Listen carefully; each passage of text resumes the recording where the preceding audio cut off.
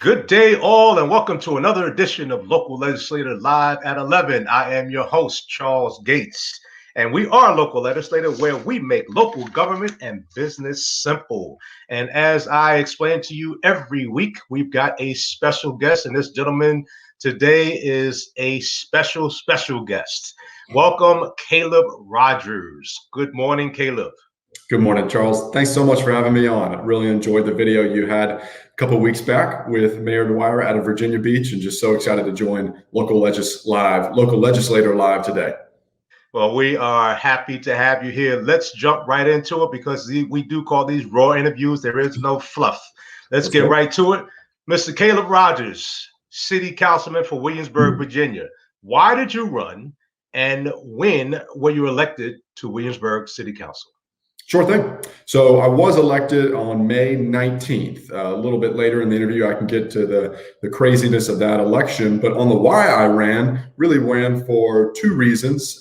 For folks who are familiar with Williamsburg, you probably know it has a lot of really fantastic amenities around, one of which is the College of William and Mary.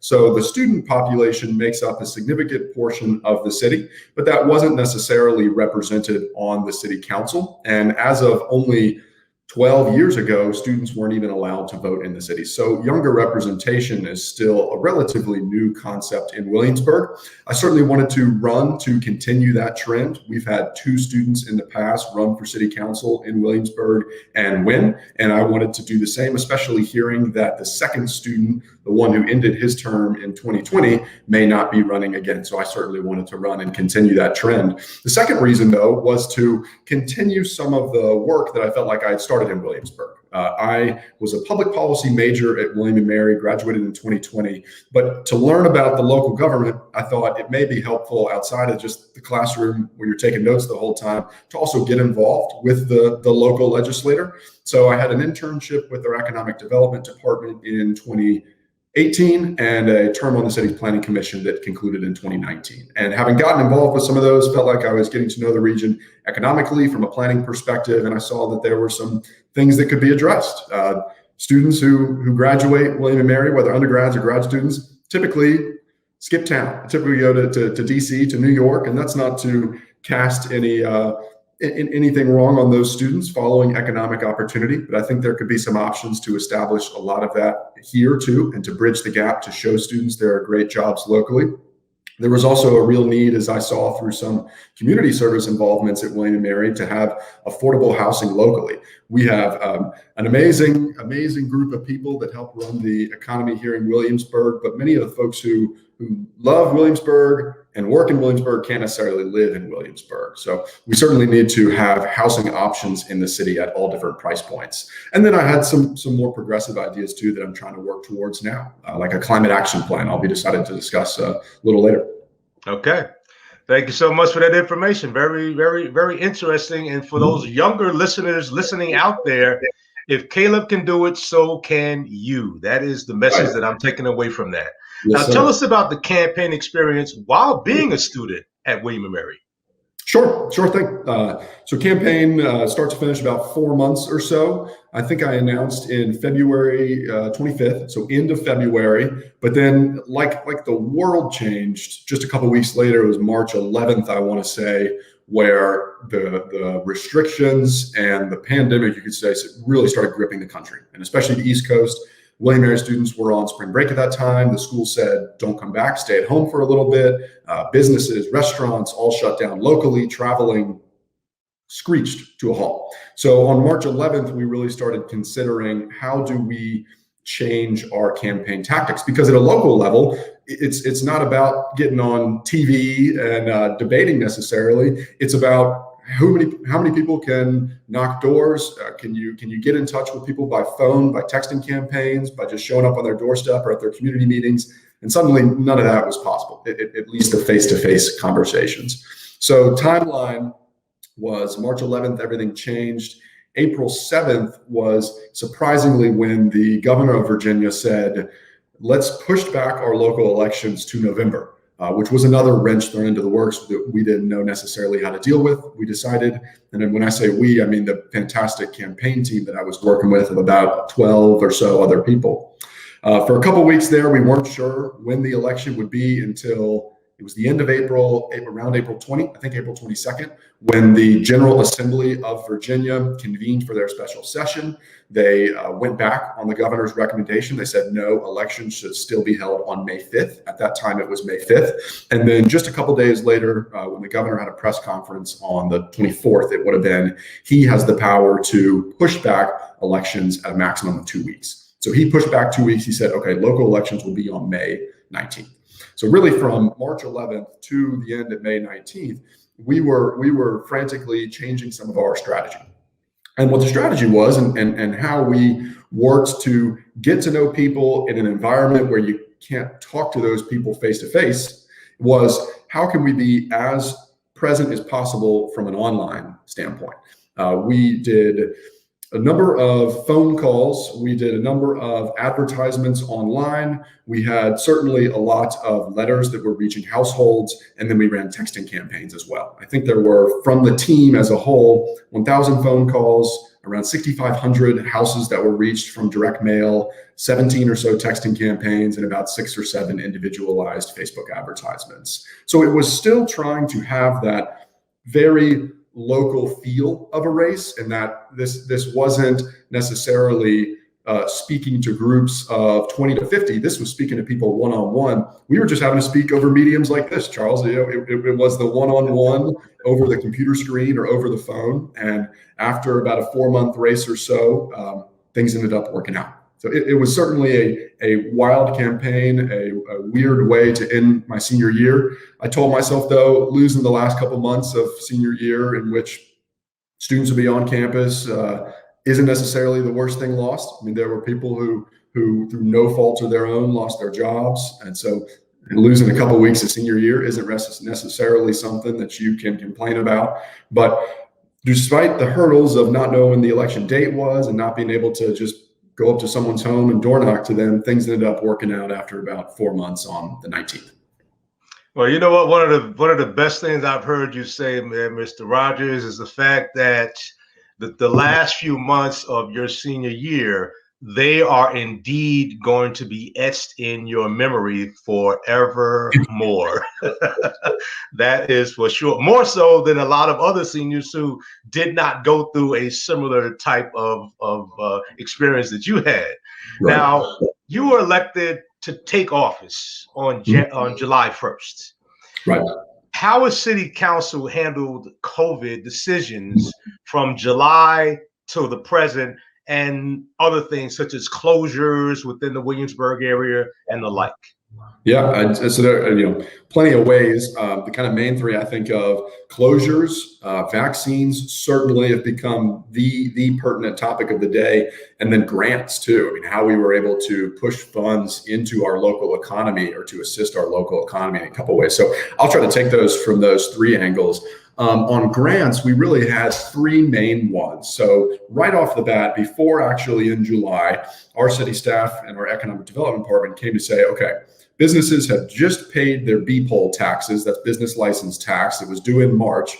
Then, like I said, a couple of days later, the world changed. So how can we assist them with some of the payments they just had? And should a business have applied and had been up to date on their B-poll tax, they were then granted half of that tax back. So there was initially a tax rebate. That program was closed in June, but that was a right off the bat thing that we did to try to assist some of the local community. Then a grant that's still running today, let's see if I can remember this acronym, CBDG, I think, the Community Development Block Grant, so CDBG, is in coordination with the Williamsburg City, York County, and Poquoson.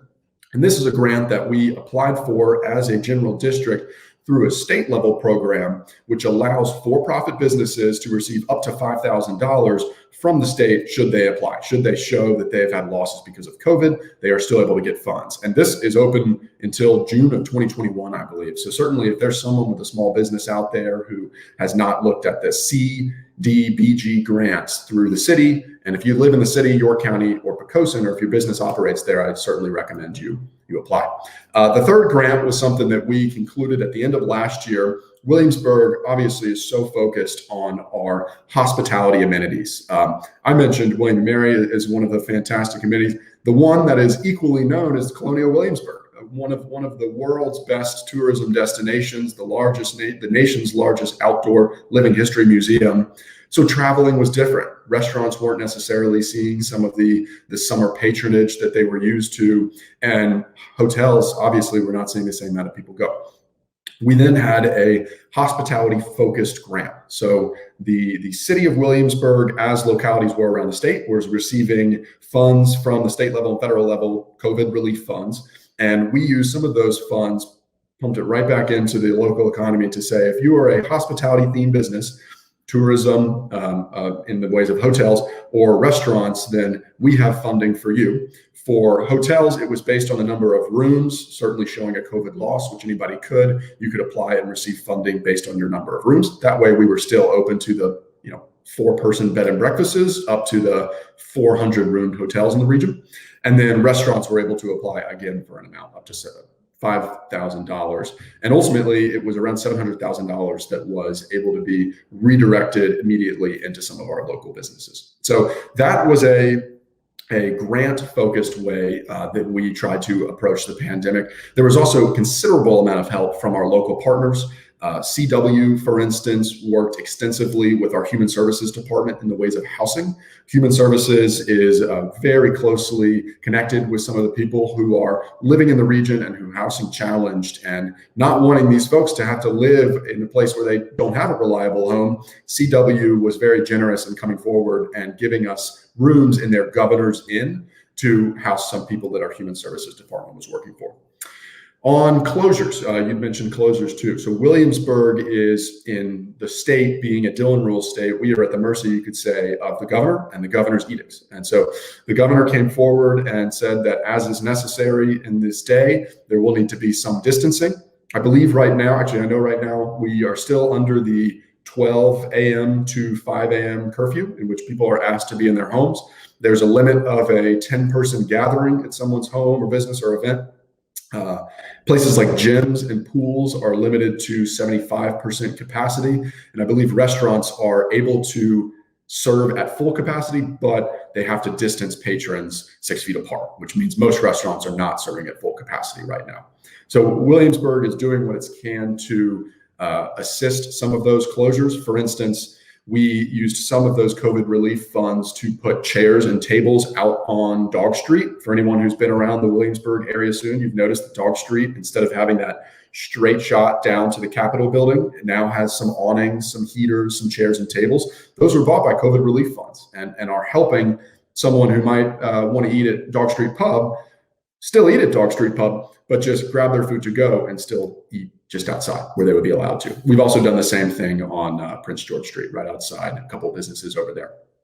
As far as the third one, vaccines go, vaccines have been a problem nationally, internationally, and that's certainly the case locally too. What we have seen initially was vaccines being pushed to our major care facilities in the region. So that at its onset, I think is a fair plan. We want to make sure vaccines are getting to people who have a high client base, you could say, but also have the ability to give them. But that also means that if you're not a patient, if your direct care facilities aren't at Centerra or Riverside, you initially weren't able to receive the vaccine locally. And my doctor's not there, so I know that I wasn't on that list. There were plenty of people who weren't on that list. So the ways that Williamsburg has been now trying to help get vaccines in the arms of our people, sort of in two ways.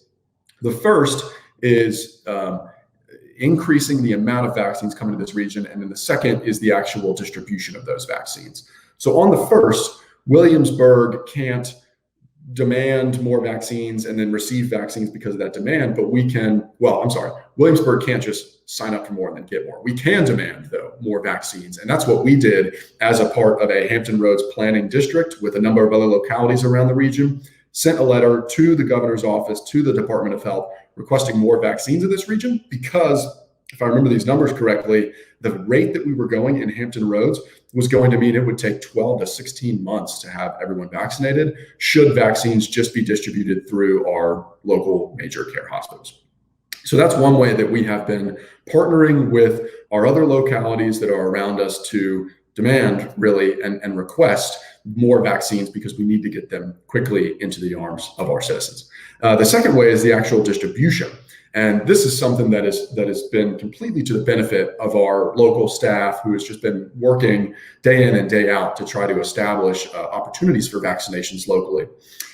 Localities have for a long time had vaccination plans just as a part of emergency management services. So we had a plan to vaccinate people, which has now been put into place at a local facility in Williamsburg. Initially, there was some discussion, would this happen at Kaplan Arena or other places? We have decided that the vaccination clinic will be in Colonial Williamsburg Visitor Center, and that has been ongoing.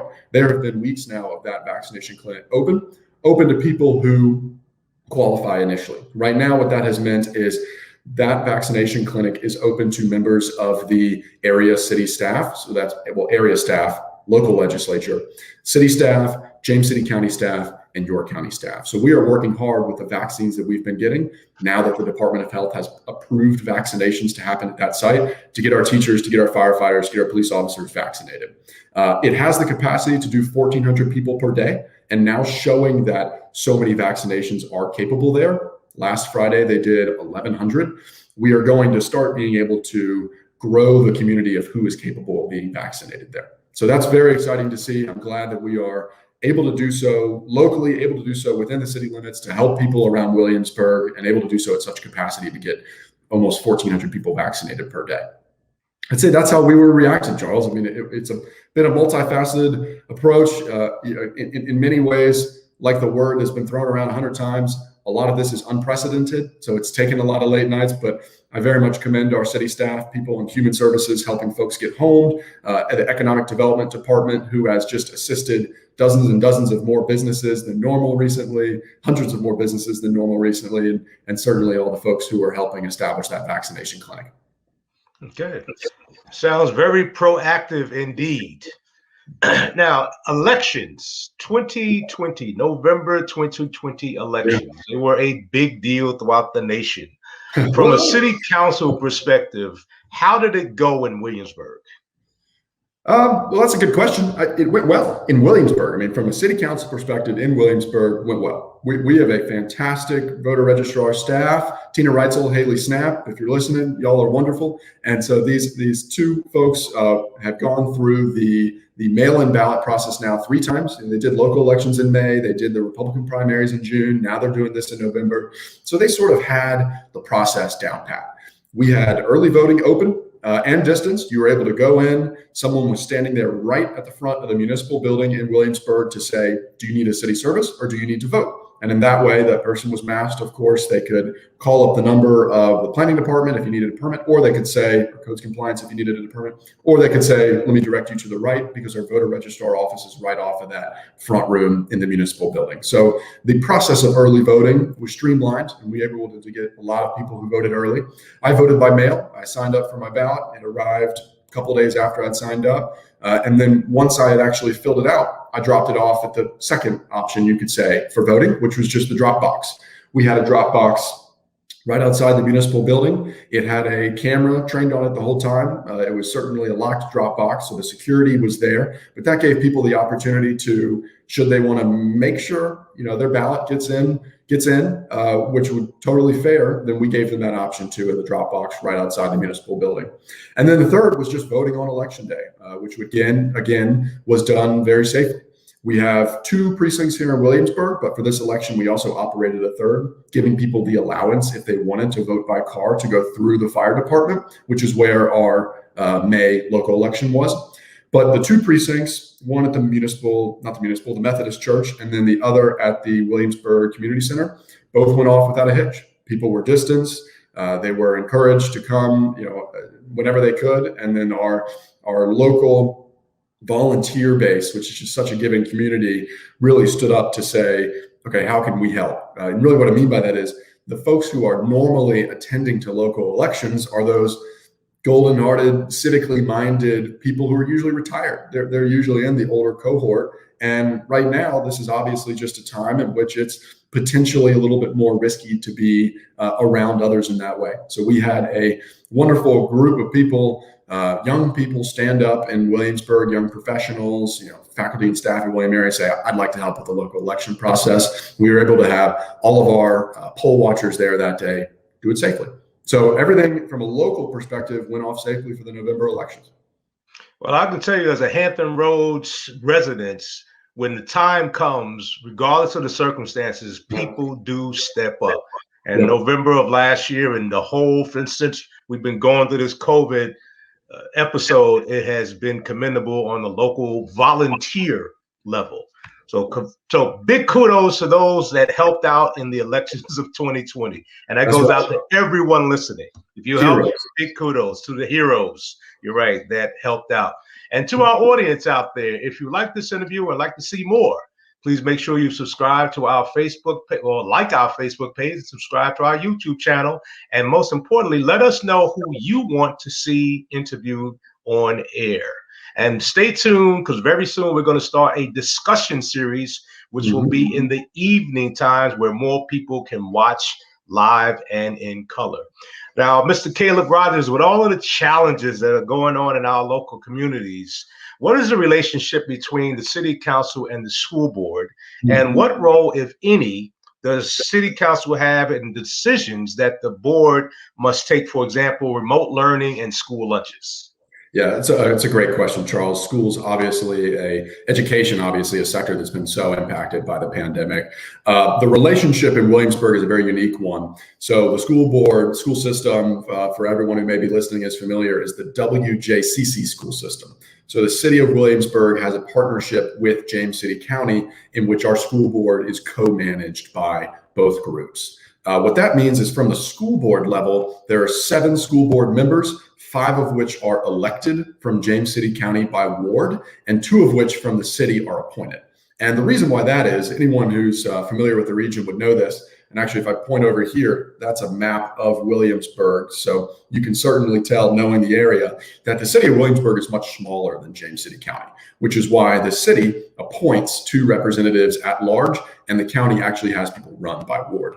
What that also means in the relationship is there is a co-funding method, but that co-funding is tied by pupil in the school system where they actually reside. And right now, the folks from Williamsburg, the students from Williamsburg, equate to about 10% of the entire population of the WJCC school system, which means Williamsburg as a city is committed to providing about 10% of those annual costs. Now, you ask about the relationship there and what ways we are able to potentially mandate moves of the school board. And the answer is we do not have legislative power, the city council or the board of supervisors in James City County, over the choices of how to expend funds that the school board does. Now, similarly, the school board does not have power to levy taxes, where you see in other localities some school boards having that authority. The school board of the WJCC school system does not have that ability. So Williamsburg is funding about 10% of the school board, JCC about 90%, but when that money reaches the school board, it is then theirs to decide what to do. Of course, though, there is a very close-knit relationship that our localities have with the school board. We appoint our local residents to it. We obviously care about the quality of education locally and have a really fantastic school system here.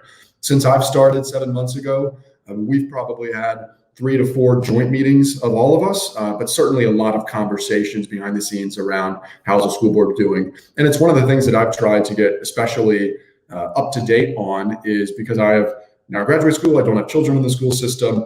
What is the current standing of it? So you ask if we are able to mandate certain actions. We're not able to do that, but we do have a very close working relationship with the school. And in that way, they have our full trust that things like remote learning, school lunches will be taken care of to the best of their ability from the money that we are able to fund them with.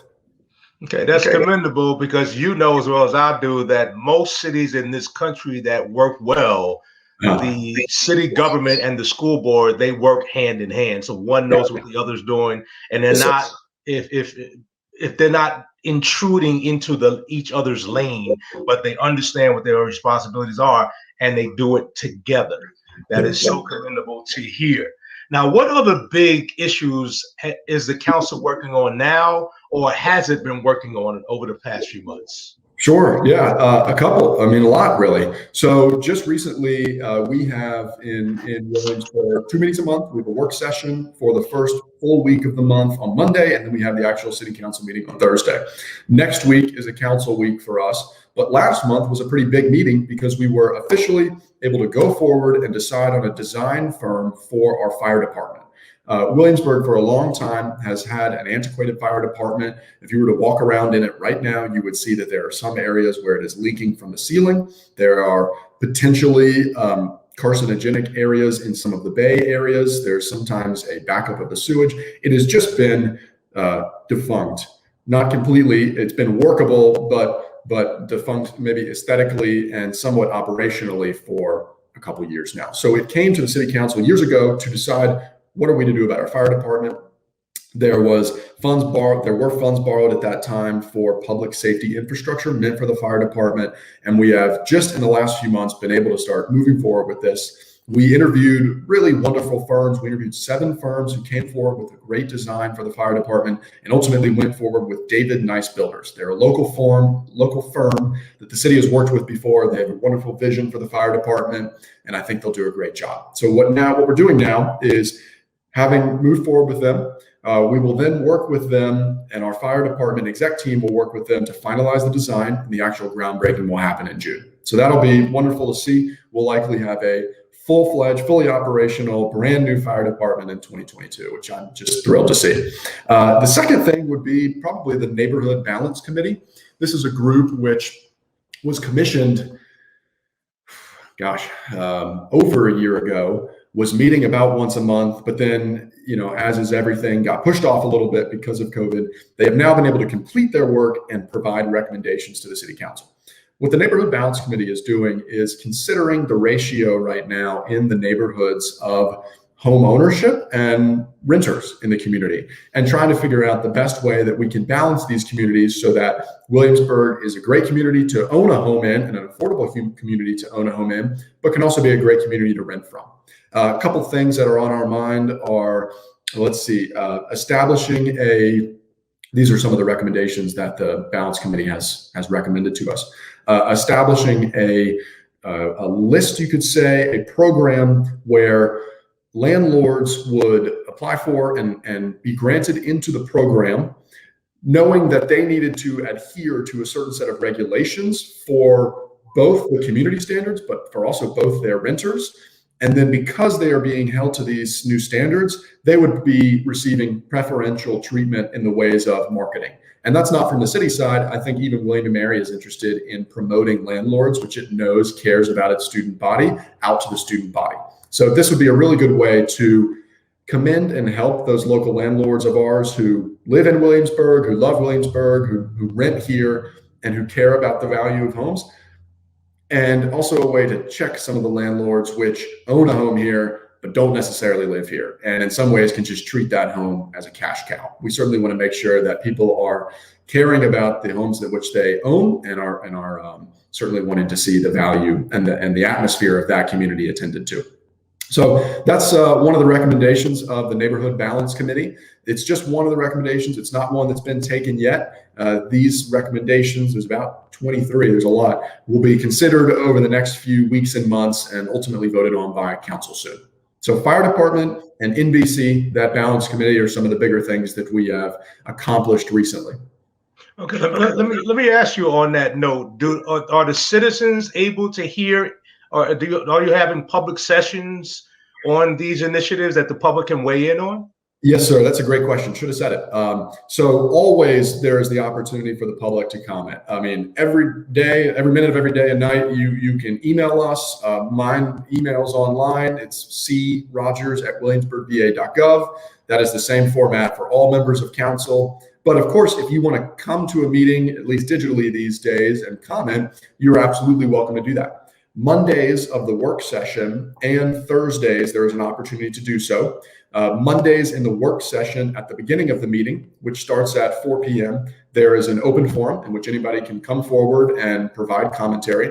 And then Thursday meeting, which starts at 2:30, there is an opportunity for folks to come in and provide public comment on some of the initiatives. And sorry, Great, Thursday meeting great. started. Okay. I will tell you that, Caleb, talking to you over these past few minutes, you seem like you have been in this role for years. You're not hesitating with your answer. You're just coming out and saying it, and it's all factual information. But I must ask you, what has the learning curve been like for you during this tenure? Well, I appreciate the compliment, Charles. I will say learning curve has been steep. Learning curve is still something I'm working with. And, should anybody ask me, I'm more than willing to say I do not have a monopoly on understanding of the city. So the learning curve has been, it's been substantial as anybody entering in this role would see it. It's been lessened in some ways too. So the last students who ran obviously care greatly about the city, but they had not necessarily had a great deal of involvement in it ahead of time. And one thing that I was trying to do just through my interest in local government since 18 years old, wide-eyed coming into Williamsburg, is get involved with the local government. So I had that internship with the Economic Development Department, looking at the different economic sectors of the city, the Strawberry Plains area, the Richmond Road area.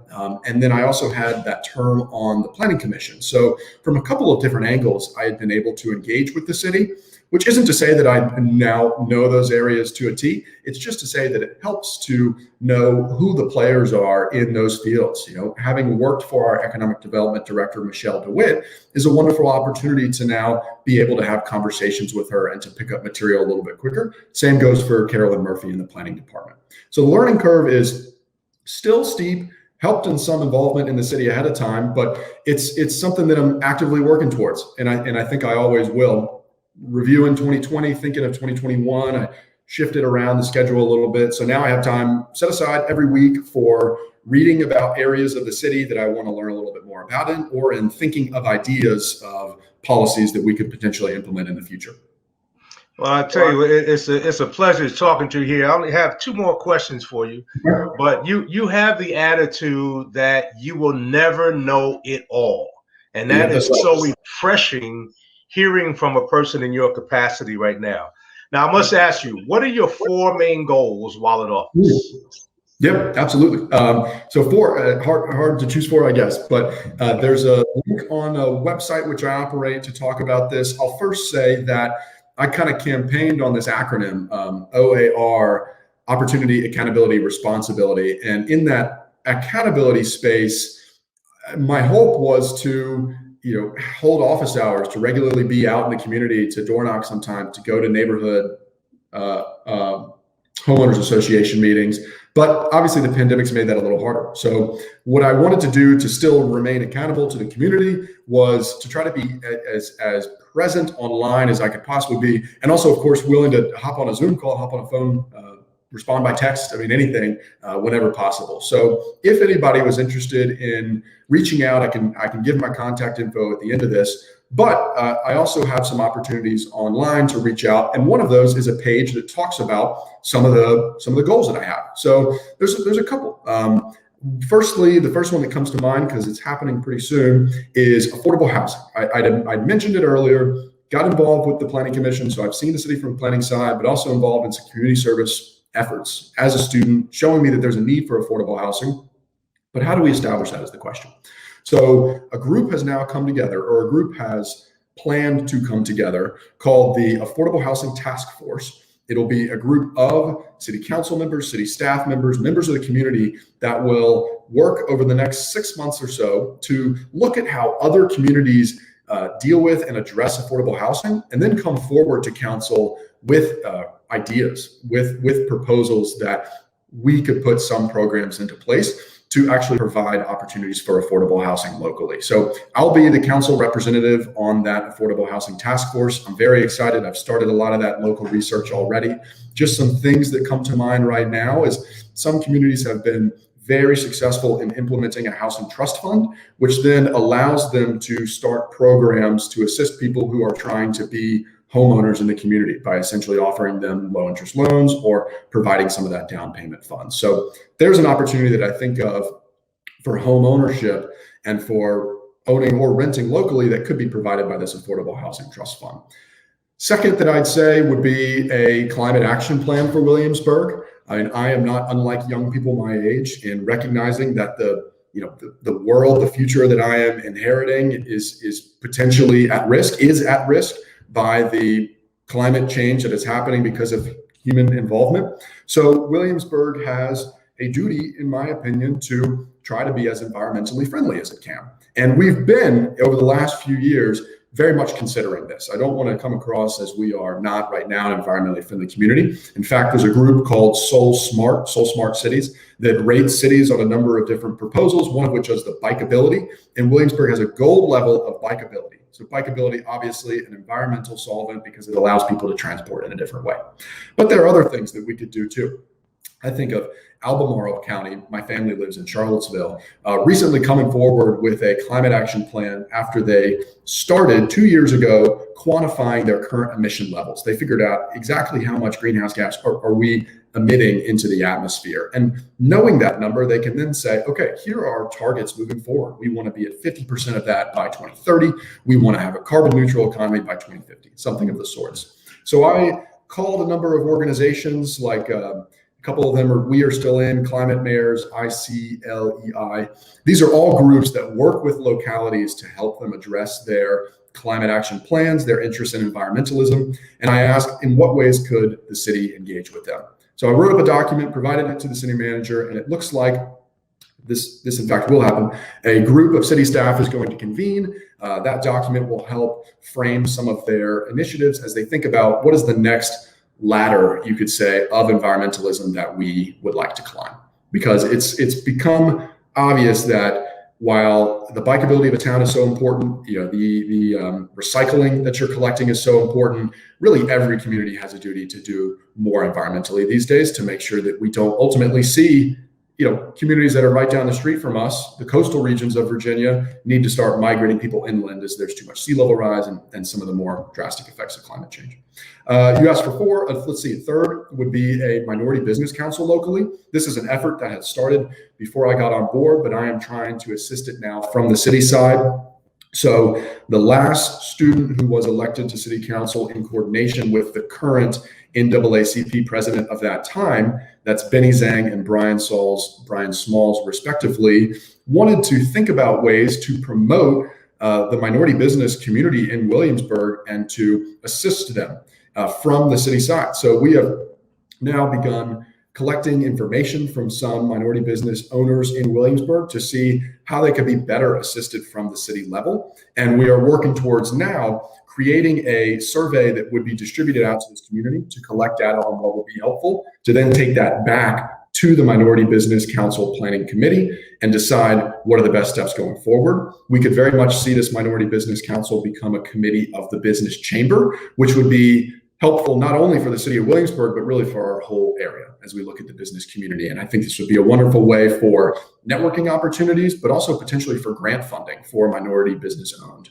for businesses owned by minorities in Williamsburg. I think this would be a wonderful thing for our town. We've seen it implemented at the state level. It has not been implemented yet at the local level. So my props, my commendations, and deep gratitude for former Councilmember Benny Zhang and Brian Smalls for coming forward with an idea as ambitious as this. Fourth thing would be, I've always been wondering about the relationship of William and Mary, which is kind of this way in my frame right now, and the city. We have a number of professors at William and Mary that are always prescribing very local research to their students. They're incredibly talented researchers, but sometimes that research doesn't necessarily get back to the city when it could really help some city efforts. So right now, I've worked with our city manager to provide research proposals to the school, to specifically the Charles Center, that students would then apply to so that they could receive funding to do 7 weeks of full-time research on a city goal over the summer. And this would mean that students are able to flex their research muscles, able to work and to learn from really helpful research, really in-depth research, but also do so in a very helpful way. This this research would be taken then from the city and immediately used towards a goal. Best example of that right now, and what we're applying to this year, but I hope this program would run into perpetuity, is for the Heritage Trail that Williamsburg is going to establish soon in our downtown area.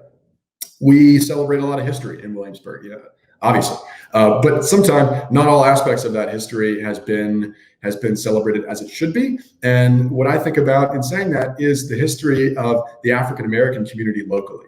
So we were considering back in October, when we were making some of the goals for the city over the next 2 years, what ways can we celebrate African American history locally as it should be, as there are so many people who helped build this town, but are not necessarily credited with that yet. So we thought that a heritage trail would be a wonderful way to do so. This would be a trail running through the downtown area of Williamsburg, around CW, the campus of William & Mary, downtown Williamsburg, through businesses, that would allow an interested tourist or an interested resident to see some of the standout places in the history of Williamsburg. I kind of think of Nassau Street, the original home of the First Baptist Church. Then you can go down to maybe where William & Mary will be establishing the Hearth Memorial. And then by the triangle block is the current sort of obelisk-shaped figure, more of a prism, to MLK, and commemorating some of the African-American-owned businesses in that triangle block. And then you have the current home of the First Baptist Church right there, along with the Cook Building, which was the original NAACP headquarters in this area. So there's all these things to celebrate. We don't necessarily have something which ties them together right now. What a student would do is figure out the best path for the trail, but also hold community forums where we could learn from the community and what should be celebrated, and hold oral interviews to also learn from folks locally on some of the educational efforts that could go into the trail. Those are four. Those are four I'm really excited for. I feel like there's been some progress on them. Certainly a lot to be continued. You know, I also say, you mentioned, I want to make sure folks know it and don't have that monopoly on thought. Talking about these also doesn't necessarily mean that they're done. None of these are done yet. There's still a lot of work that still comes, but there are four things that I'm really excited for, really excited to continue working on, and we'll hopefully see completed soon. But you know what, as we discussed before we went live, it is so important to begin a dialogue. If you don't talk about it, it's not going to be on people's minds. Even though it's not done, to talk about it is going to make it happen over time. So thank you so much for sharing those four goals, Caleb. And my last question, well, my second to last question, I know I said that a minute ago, but I'm going to hit you with a question that I did not send you. But now, is there anything else you'd like to share with our audience that you may not have discussed so far? And then share, once again, your contact information. Yeah, sure thing. So to the audience, I'd love to say that should you have an interest in getting involved in Williamsburg or the broader region, please don't hesitate to reach out. I like thinking of Williamsburg, you know, those are our strict city limits, but so much of James City County uses the name Williamsburg. People who are traveling into Williamsburg go through York County, James City County. Really, our area is a broader one. So even if you live, you know, right across the line in James City County, that doesn't mean that I'm not interested in hearing from you. Someone reached out recently who wanted to get involved. They didn't live in the city, so I couldn't necessarily recommend boards and commissions for the city of Williamsburg, because you do have to live in the city for that, but instead got them connected with some of our local nonprofits. So they're working with now a couple folks, Meals on Wheels, House of Mercy. These are some great examples. So I would certainly hope that people would reach out if they have any interest in learning more about ways for involvement. Certainly if they're a younger person interested about, you know, getting involved themselves one day, running one day, would love to have those discussions.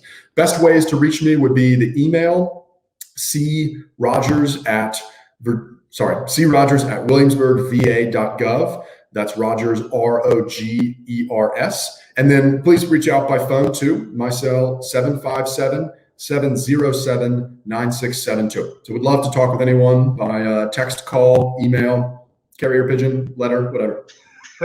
Morse code or smoke signal. Huh? Caleb, our last question for you, and I know this is a question that you're not prepared for, but here it is. Okay. Tell us something. Give us a fun fact about you that we don't know about. Ooh, that's a good one. We were joking before the call started, Charles. I put on in the slow cooker this morning some teriyaki chicken, And so throughout this interview, I've had to really ignore the wonderful smell of that teriyaki chicken, which is like 5 feet that way. I'll use a different fun fact, though. What would be a good one? I guess a kind of fun one. As a kid, I thought it would be really neat to try to memorize pi for a competition, which allowed elementary school students to throw a pie in their math teacher's face if you memorize the most. So did my best to memorize those non-ending digits, and still have a number of them stuck with me today that I can't seem to get out of my head, but got to throw that pie in my math teacher's face. So my party trick, you might say, is reciting pi. Well, I'll tell you what. I hope you liked your math teacher. I did. That would determine the velocity and the overall thrust of that pie throw. Oh yeah, velocity was still there. But thankfully, we had a close relationship. Good. Well, thank you so much. And thank you to our audience for taking some time to spend with us this morning. We do appreciate it. Again, this is Local Legislator Live at 11. We come to you every Wednesday morning at 11, live on both Facebook and YouTube. And again, we will be starting our discussion series. It won't be every week, but it will be at least once a month, beginning 2 weeks from tomorrow, probably around 7 o'clock in the evening. Stay tuned for more to come. And remember, we make local government and business simple. That said, we want to inform you of different issues, different aspects of local government. You can find information from the federal and state with the click of a button, but finding information locally can sometimes be a challenge. Go to our website, locallegislator.net, get the information you're looking for. Tune in here every week, every Wednesday morning. We're going to bring either an elected official, a candidate for an office, a nonprofit head, or a business owner with fresh ideas that you are interested in, ultimately making a difference in your life. Councilman Caleb Rogers, it's been so good to talk to you. Best of luck to you in the future, and Godspeed to you. All right. Thank you so much, Charles. Appreciate you. Have a great day, sir. Thank you, sir. Take care, everyone. See you next week. Bye-bye.